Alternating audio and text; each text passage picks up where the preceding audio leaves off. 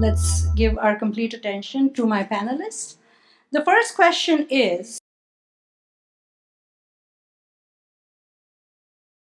I've always had business as one of my interests, but I also come from a family of engineers. So I wanted a school that would really give me both a technical like breadth as well as a business degree. And Carnegie Mellon, within their business program, it's very quantitative.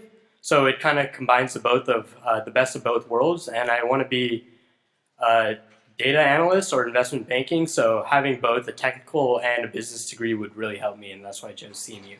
For me, I had to visit all my schools before I made a decision, and even then, it was a really hard decision. For me, what stood out about Brown was the fact that everyone was so open and they were so welcoming, and the curriculum is structured so that I have more flexibility in my choice, just because I feel like college is a time where I want to figure out exactly who I am and what I want to do. So Brown kind of gave me that opportunity that other schools didn't give me.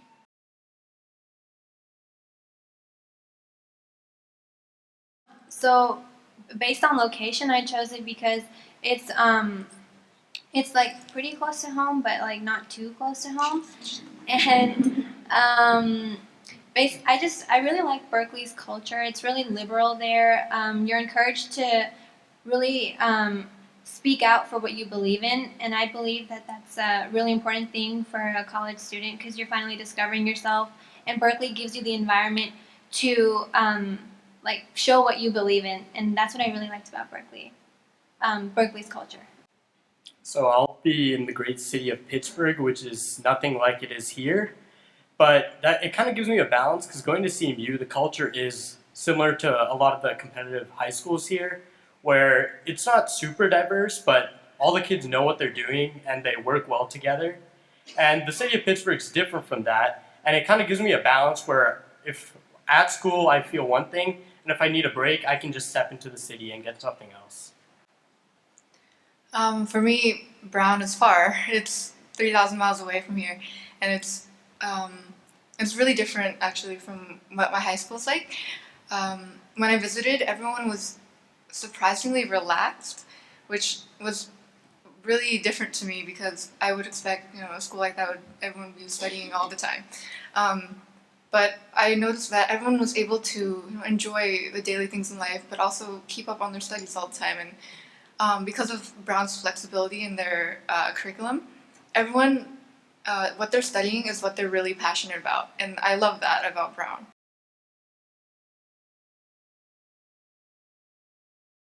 I was mainly looking into the UC system, so I just picked the top 3 UCs that I got into, which were LA, Berkeley, and San Diego.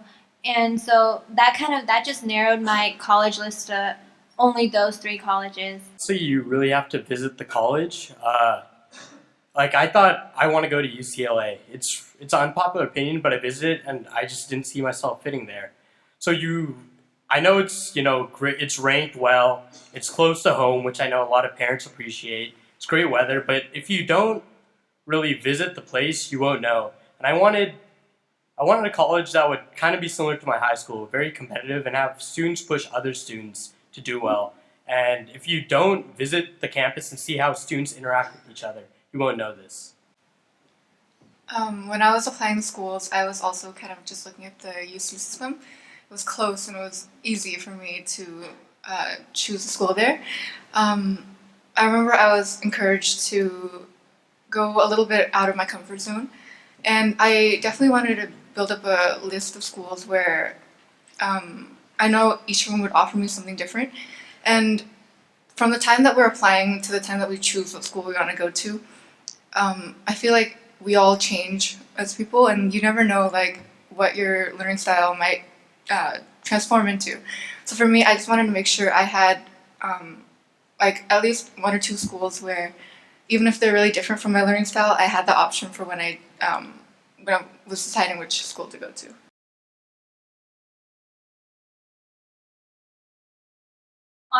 To be honest, both my mother and Miss Sudame came up with cognitive science, and they were like, "Oh, that sounds like you," and I was like, "Okay," but then afterwards, when I was So one thing that I kind of noticed about myself is that over time I feel like I've been better at the humanities and social science subjects, but I also really appreciate the practicality of the STEM subjects.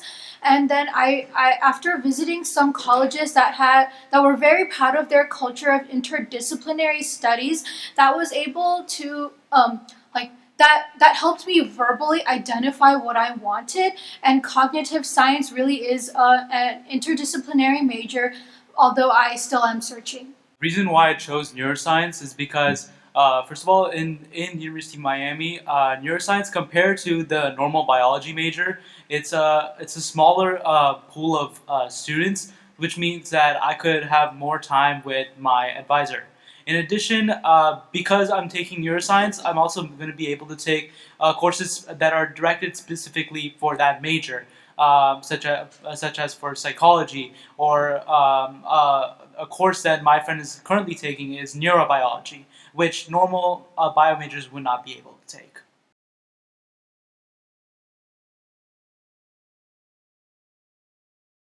What a question, not just about college apps, but Life. about life in general. Whatever way you want to answer. I think I've always considered myself just really possessive of my own thought processes. And yeah, maybe I'm just a bit headstrong that way. Atharv, take this. Okay. My turn came way sooner than I thought it would. My kindergarten teacher told my parents during my first parent-teacher conference that they would have a tough one on their hands because I don't take anything at face value. So I'm not sure like how to answer this question because personally, like if anybody tells me that like the sky is blue, I will try to figure out a way to prove that the sky is not blue. So for me personally, my opinions are the only thing that nobody can touch. And so I think having that mindset has kept me a separate individual from other people.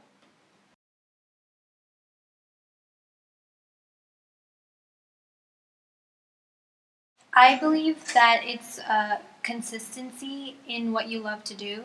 So I think Dr. Devon talked about this earlier, that you should focus on only one activity in your life, and it should be something that you're passionate about, and you should like continue doing that throughout middle school and high school. And I think like I don't know for sure, but I'm pretty sure that like that would look pretty good if you because you'll excel at it and you'll be doing it for a long time, and that's what I think that's what really matters, along with grades. In the college application process, especially if you're going to a STEM field, you just want to talk about, say, robotics or math or science. But that's also what the other 10,000 applicants are doing. You really want to talk about something unique.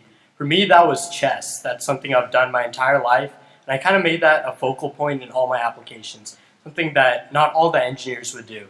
So find something unique, make it a central point, and build everything around that point.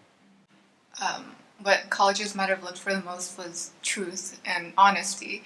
And for me, when I was writing my essays, I wanted to really show who I was and show who I truly was, not, what I've like been told I have to show or like what everyone has told me like I have to be. I really stuck to my roots there, and I really tried to show who I was as a person. And I think colleges look for that. They want to know that who you are applying is who you really are and who you will be, and that you can contribute to the college in that way.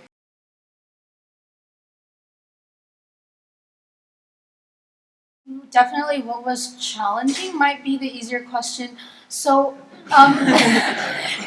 basically, especially for you younger students and parents of younger students, in your first semester of senior year, you're going to be very annoyed because everything just has to happen at exactly the same time.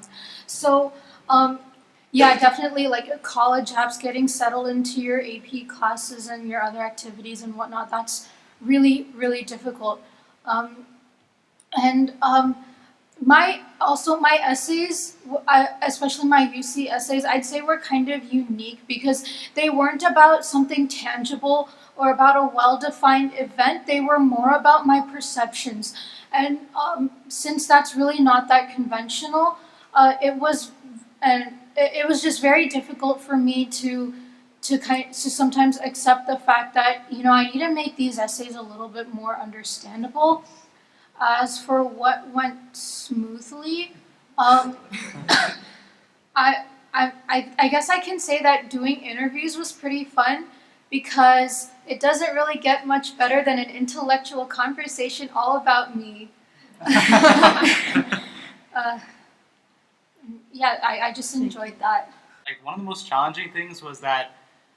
Oh yeah, okay. So especially so when you're writing your essay in the when a rough draft is when you're doing an arch, so when I started off, I had like 1,000 words, and the limit was 500.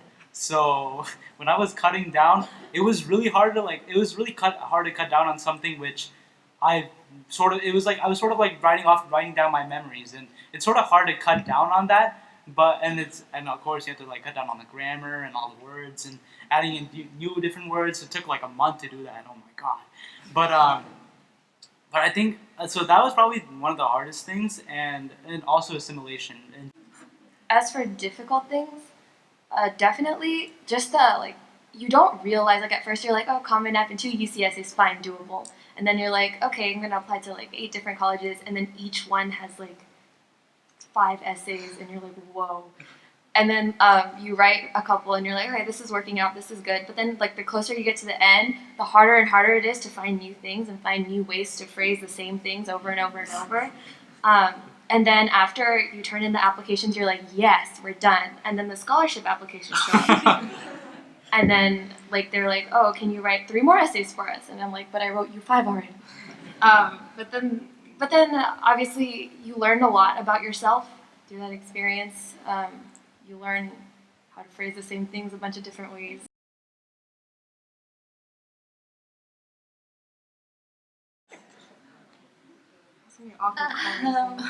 Give me a second.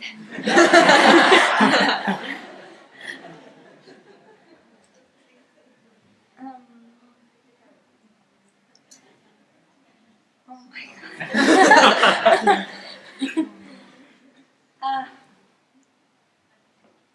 I guess it would have to be my dad. Sorry, Mom, I love you. Because my dad is, he's kind of like an older, I see myself in him many times.